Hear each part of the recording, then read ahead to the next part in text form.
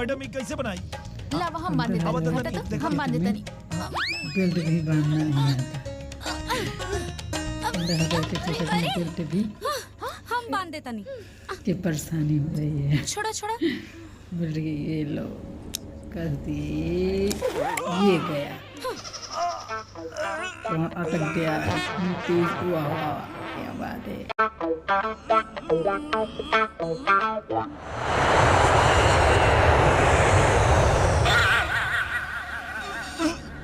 अरे बांधल जरूरी बका, बहुत पेटवा कसा गए। अब आप अपने सीट बेल्ट खोल लीजिए। खोला।